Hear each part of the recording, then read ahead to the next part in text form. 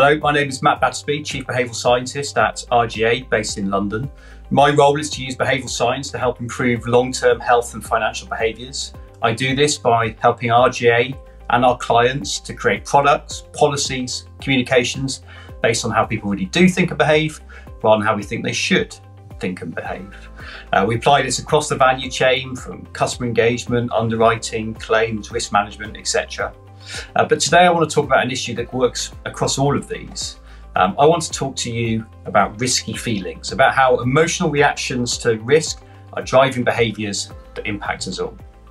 This is an advert used extensively by the UK government and the National Health Service during the COVID-19 pandemic. It's become one of the most famous and I would say controversial adverts in recent times. It's hard-hitting, emotional, it's fear-based. And it's received some criticism. And I'd say really the criticism comes in two respects. First, a criticism is it's immoral. No one, especially not the government, should be using fear to drive behaviour change. It's more like propaganda than it is public information.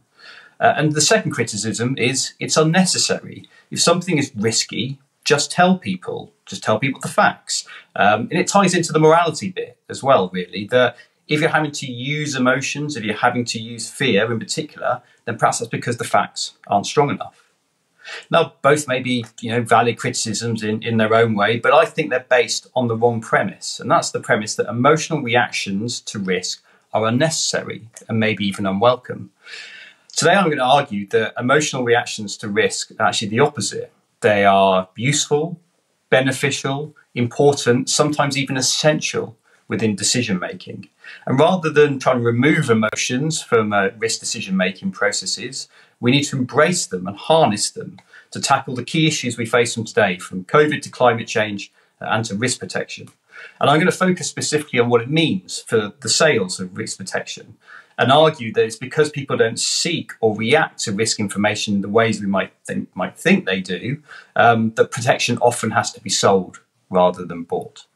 And I would explain that to better understand that we need to better understand and utilise the role of emotions and feelings when creating our messengers, choosing the right messages, and choosing the right moments to communicate to people. So I'm going to start by considering why we seek the information that we do. Imagine for some reason that I could read the minds of all of you on this call today, and I could tell you what your colleagues think about you. So I have two questions. Would you like to know if your colleagues viewed you as incompetent? Okay. Would you like to know if your colleagues viewed you as competent instead? I'm repeating a question from a recent study by Professor Tali Sharot, Professor of Cognitive Neuroscience at UCL in London. She ran this study asking exactly the same question of hundreds of people, and she found this. She found that just over half of people, about 55%, would like to know if their colleagues viewed them as incompetent. Whereas on the other hand, over three quarters, about 80% of people would like to know if colleagues viewed them as competent.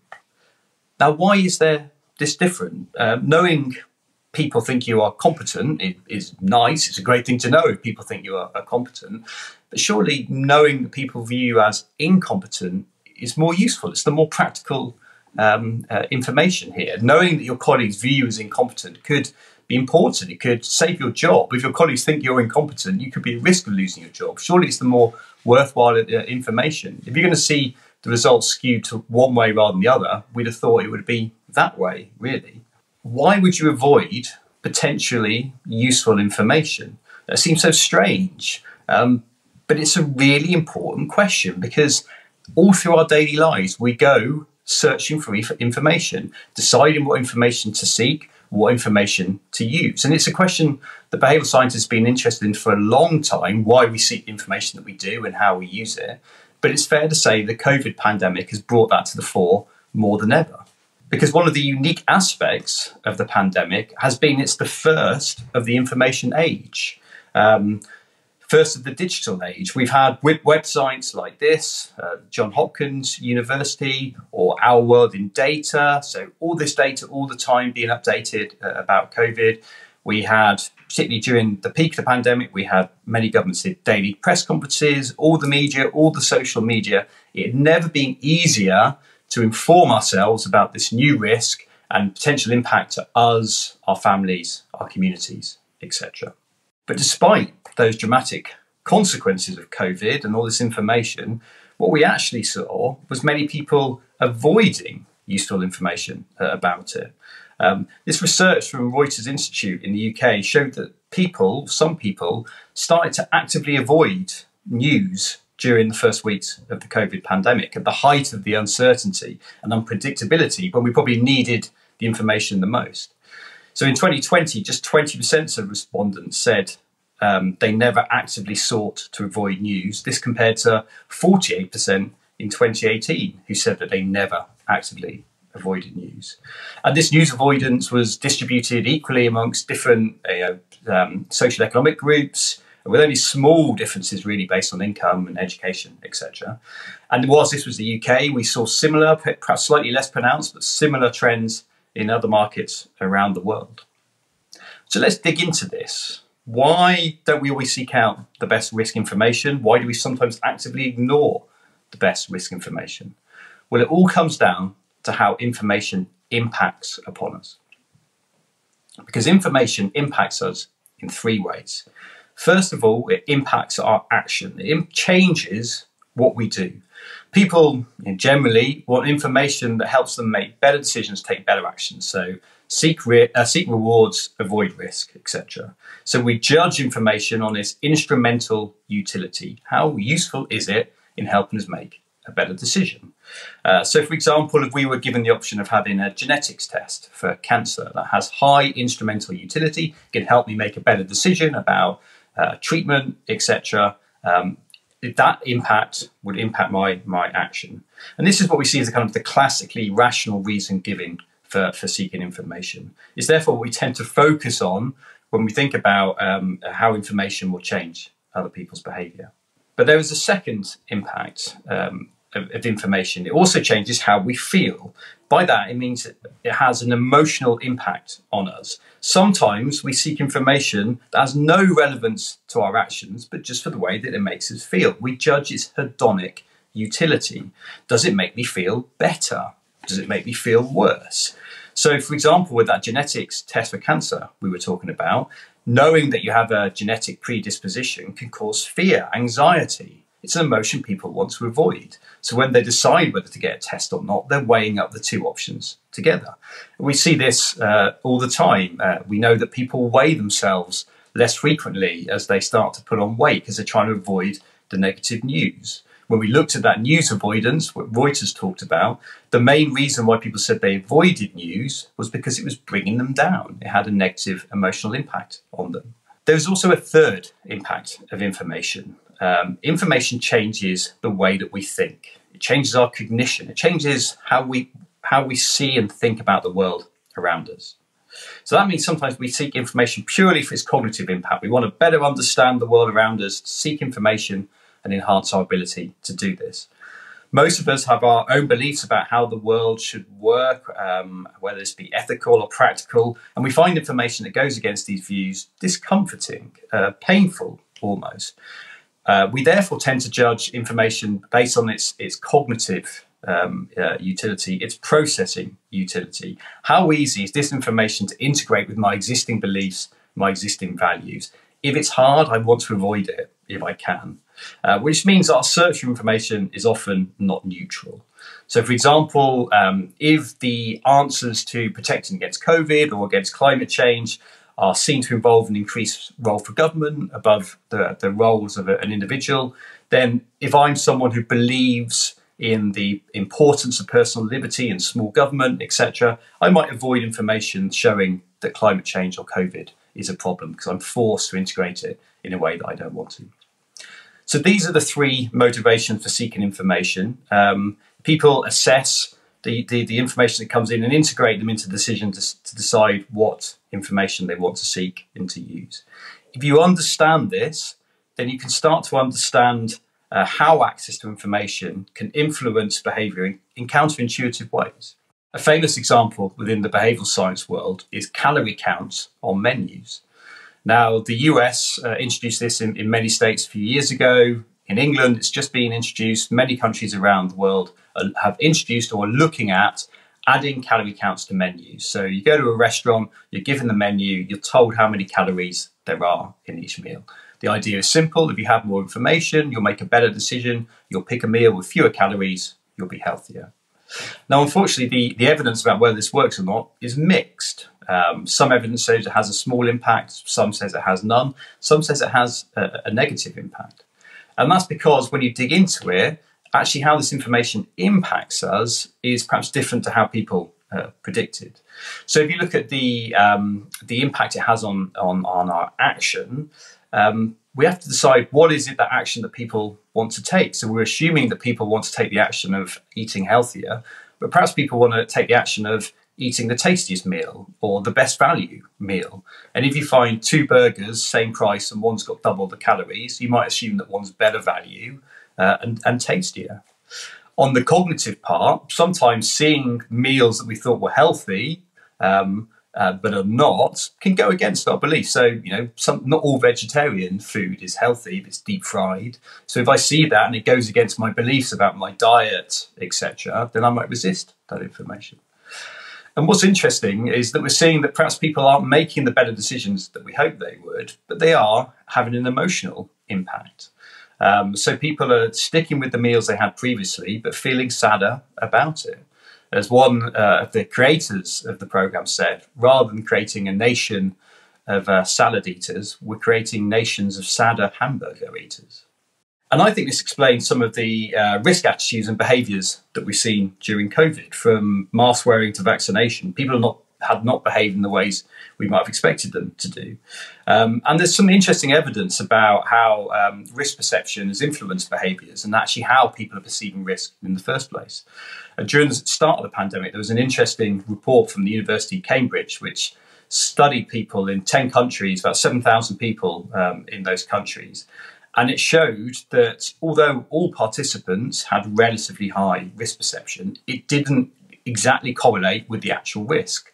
So, for example, on average, males had a lower risk perception than females, even though at the time the risk was seen to be higher for males. Also, we found that those with kind of existing pro-social values tended to have a higher risk perception of COVID. So where the action that was needed to take against COVID, caring for others, locking yourself away, etc., when it matched with your existing values, you were more likely to see the risk as higher. Interestingly, the most powerful predictor of COVID-19 risk prediction at that time was having a direct personal experience with COVID. So a friend or a family member having experienced, having had an emotional relationship to COVID. So having an emotional impact on you, that was the biggest predictor of your risk perception. Now, what's interesting about that is that people say, okay, well, that's fine, but maybe emotions then are skewing how we perceive risk. We hear a lot of talk about emotions are a liability in decision making. We'd be better off without them. Lots of talk about how can we remove emotion from the decisions we make in our personal lives or in business life. But I would counter that. I think all decisions have an emotional component, and actually an emotional reaction is a key input. Some of you may have heard of the famous story of Phineas Gage, who dramatically changed the study of brain research and behavioural science. So Phineas Gage was a railway worker from the late 1800s in the US. He was the person who made holes for the railways using dynamite and iron rods. Now, unfortunately, one day he made a bit of a mistake, and the dynamite and the iron rod exploded. The iron rod went straight up under his chin and out under his eye, behind his eye, and out through his brain. Now, miraculously, he survived, but it wasn't without impact. His personality changed quite dramatically. After the accident, he was unreliable, partial to swearing, made inappropriate remarks. He lost many of his inhibitions. But more than that, not only did it impact his personality, but it also impaired his ability to make decisions. He no longer had strong preferences, interests, or concerns. He was in a constant state of indifference and apathy. Now, what we know now is that the connection between the emotional brain to the frontal lobe had been seriously damaged by this accident. And subsequent research into people who've had similar accidents shows the same, that when this connection is cut, then decision making is really hard for people. Emotions are needed to inform decisions, to help you start making decisions, particularly when decisions involve risk. And that is why now modern theories about choice under risk or uncertainty emphasize the role of information in getting decision making started, and as well as in assessing the risk. Okay, so I've explained the importance of emotions in risk decisions. This is relevant to changing lots of behaviours, from COVID to climate change, etc. But I think it's also very relevant to behaviours we are particularly interested in. One of those is, how do we sell financial products, particularly pensions, protection and life insurance? Because buying all of these products is a risk decision. Now, it's a very topical discussion, because lots in the industry are talking about how changes how these products are marketed, and obviously there's been a big shift to digital in recent years. And it's understandable why we're trying new ways of marketing and shifting to digital, because for over 150 years, it used to be these people who sold protection for us, agents or advisors. And this was very successful, but there were issues. Agents and advisors have not always been popular salespeople. I'm sure many of you will have seen the film Groundhog Day and may recognise the character here. For those who haven't, Groundhog Day is about a character who is having a terrible day, one of his worst days of his life, and he wakes up in exactly the same day the next morning, and then continuously, every day, whatever he does, he wakes up in exactly the same day and has to relive the same day over and over again. Now, during this same day, he is always on the street approached by an old school friend called Ned Ryerson, who you can see on the screen here. Ned Ryerson is an old school friend who's now a life insurance salesperson who tries to sell him life insurance. And that's part of the joke. If you are destined to relive the same awful day over and over again, what could be worse than someone trying to sell you life insurance? So this is, the image that is had around life insurance. And this is why I think the industry is kind of saying, okay, well, this model is ending, but goodbye and good riddance. It's always been difficult for us to manage, and maybe had a reputational impact. But I think we have to be careful that we don't accidentally throw out the good with the bad when we're doing that. Just because the people selling protection might have been unpopular sometimes doesn't necessarily mean they were ineffective or that they were unnecessary. What do we mean? Well, let me explain. It's very easy to sell sweets. Sweets taste nice, they're full of sugar. I crave sugar. Most people have a craving for sugar. When I think about eating sweets, the emotion I anticipate is joy. I love eating sweets. Therefore, it's really easy to sell sweets. All you have to do is to grab my attention and wrap them in lots of colourful packaging, so I can't ignore them, and then maybe put them somewhere, like down by the supermarket checkout. So while I'm waiting for a minute or two to be served, they're there calling to me, and I find it hard to resist. So easy to sell sweets. It's much harder to sell sprouts. Sprouts are good for you. You know they're good for you, but they just don't taste very nice. For lots of people, the anticipated emotion around eating sprouts is disgust rather than it is joy. So if I want to sell more sprouts, I can't use the same techniques as selling sweets. I can't just wrap them in colourful packaging. I can't put them down by the supermarket checkout. You're not going to, suddenly find yourself at home watching Netflix, binging a packet of sprouts thinking, oh, I just couldn't resist them. So sprouts are more difficult to sell. We forget that buying life insurance just isn't natural behaviour. And the problem is that when we're creating digital distribution channels, we seem to assume that selling life insurance has suddenly become like selling sweets. All the focus is on making it easy as possible to buy life insurance, rather than actually how we sell life insurance through it. But people want to avoid thinking about life insurance, about death, about the impact on their family. So selling protection is hard, and there can be a strong emotional barrier to stop you thinking about it. So I want to finish by outlining how we can use emotions effectively and ethically to sell protection. And really what I'm going to say is that we need better messages, ones that recognise the essential role of emotions in risk decisions. We need better moments. We need to find those moments in time where the context has already been created, where the emotions exist that could drive protection sales. And we need better messengers, ones who have or can create an emotional connection with our audience. Let's look at messages first. And the point I really want to make here is that emotional messages are often seen as adding friction to a process. Anything not as simple as buy now as a message or something relatively bland is seen as bad, as something that gets in the way of the sale. But we actually all know that not all friction is bad. Often we need friction to stop people doing what their emotions would drive them to do and to stop them and think. So lots of banking apps now add a bit of friction when you're making a payment, a big money transfer, to make sure that you're not doing something, you're not being scammed, the emotions are not taking you over in a moment. And what we have to realize in our context is that often the initial emotional instinct that people have with life insurance is negative. So perhaps sometimes we need friction to kind of interrupt that emotional reaction they have. So creating what we would call positive friction. And I would see emotions as a positive friction. Time spent creating an emotion is not wasted time. Okay, so then we're thinking about we can use emotions and it can help drive decision making in our messages. What emotion should we use? And often the emotion we go to and we talk about is fear. Big question about, does fear work as a message?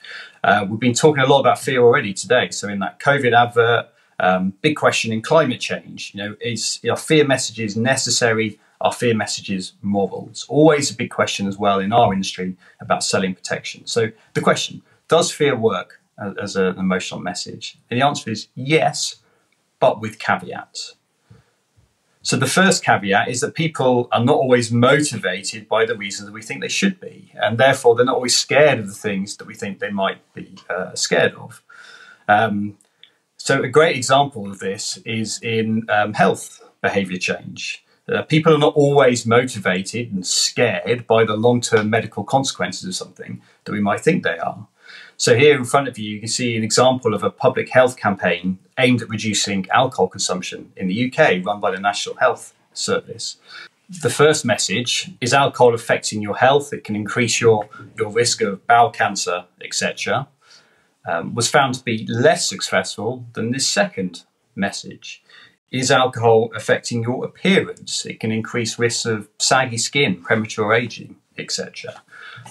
So yes, fear worked in influencing alcohol consumption, but it wasn't fear of the things that you would think it would be. So that's the first caveat. What's the second caveat? Well, the second caveat is that health research shows that fear messages can work for lots of people, but they can also backfire for other people.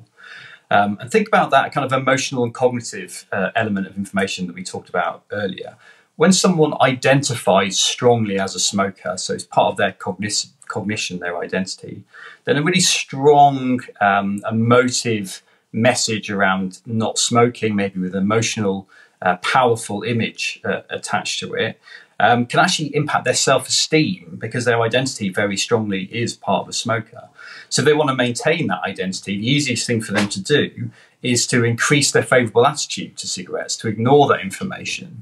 So actually they become more disbelieving of that information they have there. This explains partly obviously why we've seen some of the backlash to that COVID advert at the start. But it's also why we sometimes see a backlash to fear-based messages used to sell life insurance on TV advertising or social media. But for some people it works, but for others they feel it goes against their identity, and that can be a powerful emotion that they want to avoid.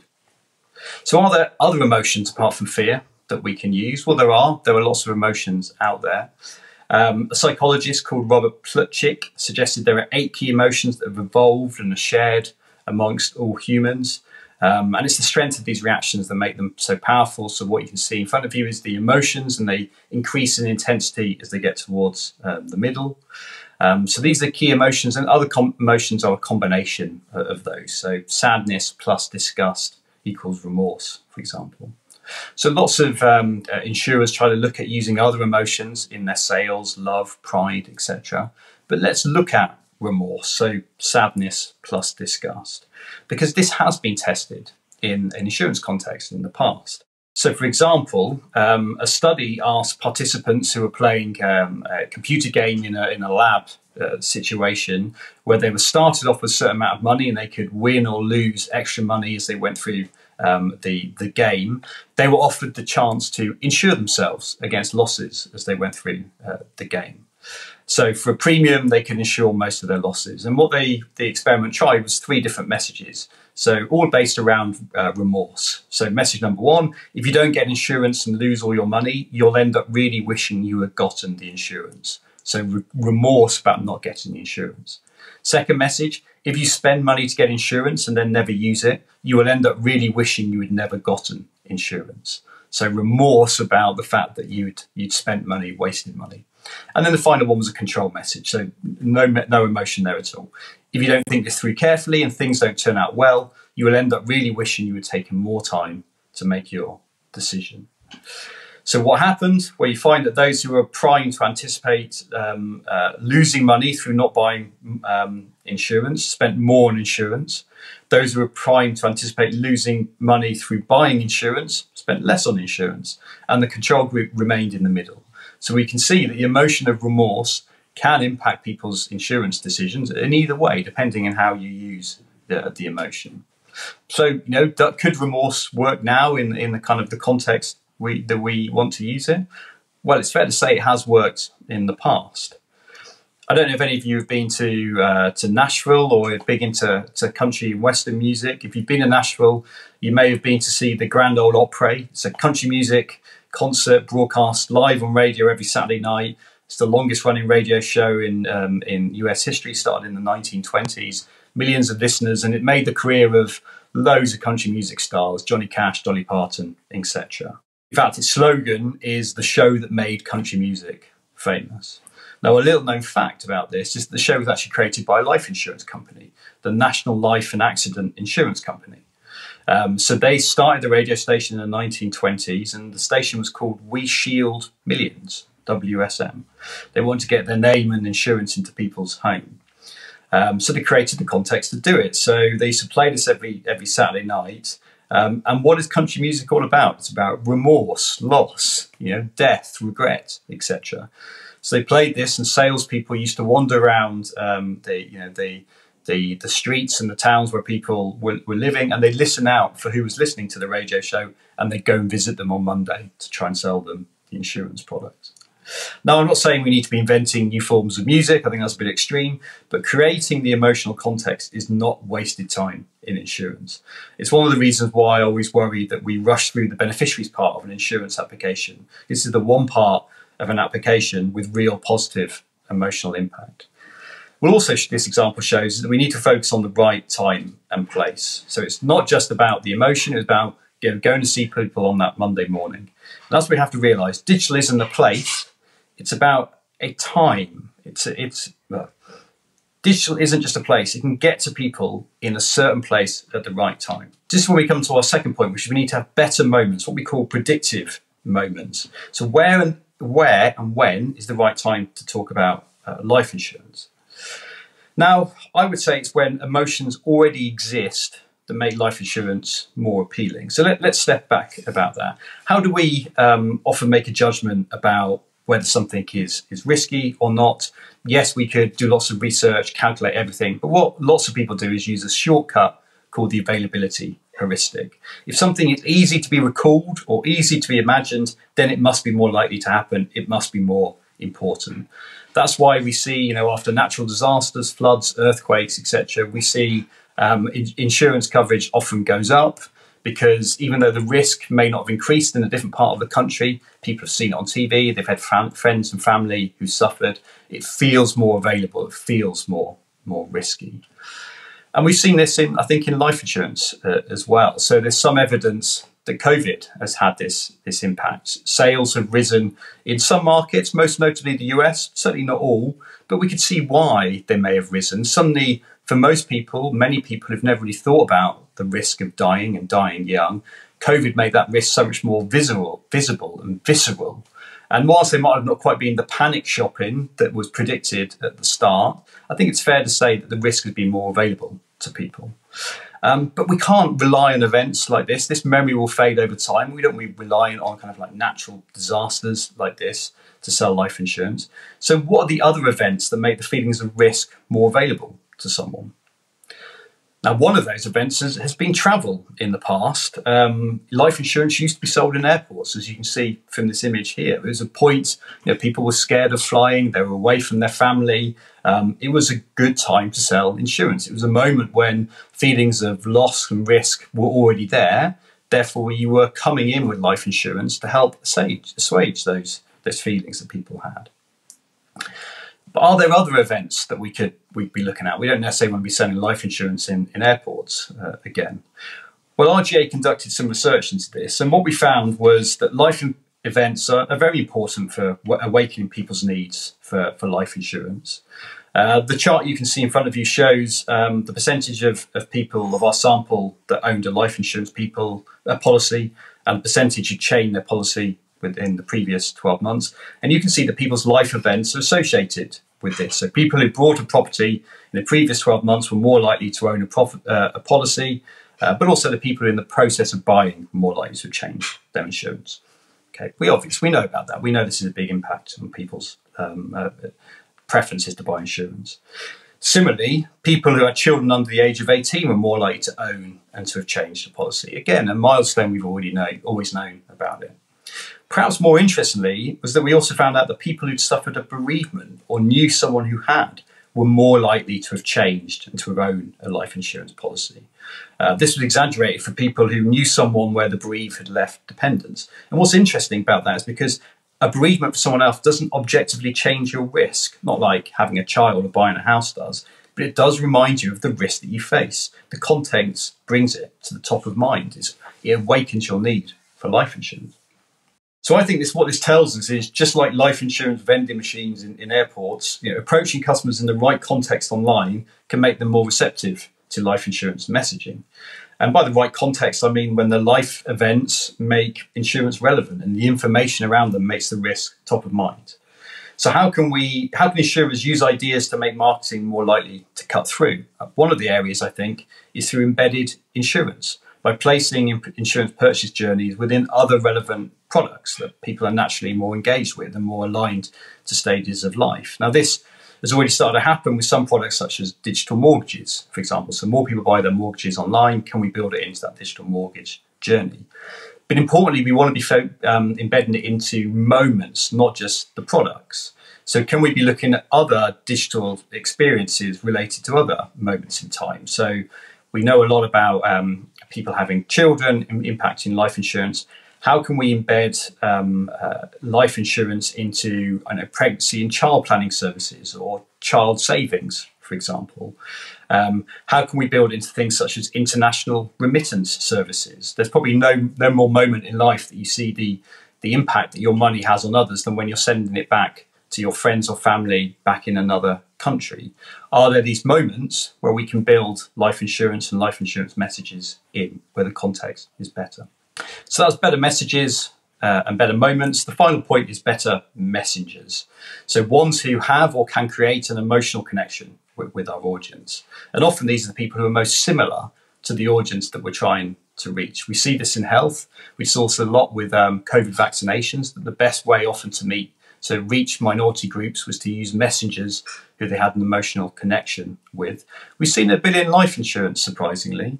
One of the surprising stories that came out after the very sad death of Kobe Bryant, the US basketball player, a couple of years ago, was that there was a reported spike in life insurance sales after he died.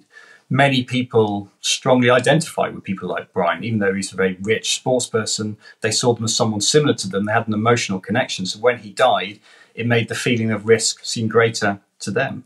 And we see this a lot in sales in general, don't we? So people selling life insurance often are more powerful messengers if they are similar to the person who they're trying to sell to. And I would ask the question, are we focusing enough attention on getting younger, more diverse salespeople into our industry who have that stronger emotional connection with our customers?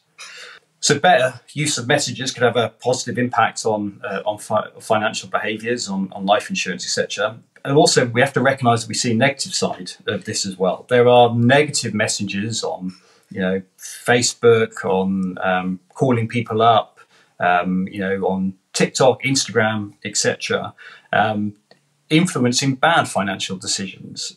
We need to make sure that if we're not using good messages to sell good products, then other people will be using good messages to sell bad products. And ultimately, we want people to be buying life insurance more than Bitcoin. This is the thing that's going to help them solve the real life problems that they have. So ultimately, whoever has the best message, the best messenger, and gets to people at the best moment is going to be most successful in selling protection. And this informs what we're doing ourselves as a business at RGA. So just finish off by an example of a new product that's been developed by RJX, our innovation part of the business. It's a cancer-only product aimed at women just in the UK at the moment, but could expand.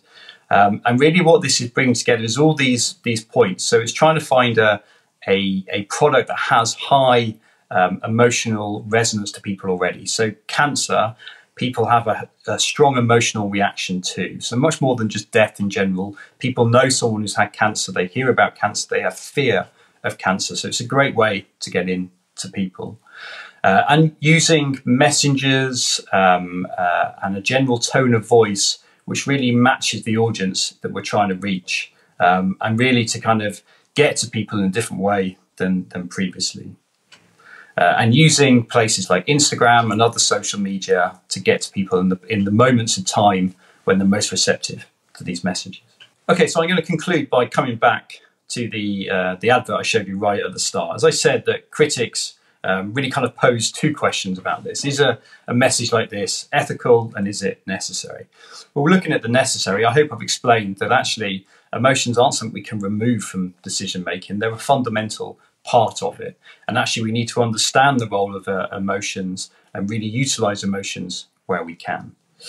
Is using fear ethical? Yes, it can be if you're highlighting or awakening an issue, but not when you're creating it. And when you have a solution to someone's anxiety or someone's fear, which life insurance has.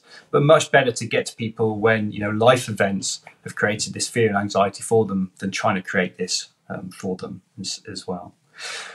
Looking specifically at protection, we can't remove emotion from protection purchases. People have an instinctive emotional reaction to death, life insurance, etc. We can no longer see emotions as a barrier, as friction. They're important, they're vital, fundamental even to the successful future of protection sales. Let's not be afraid of emotions.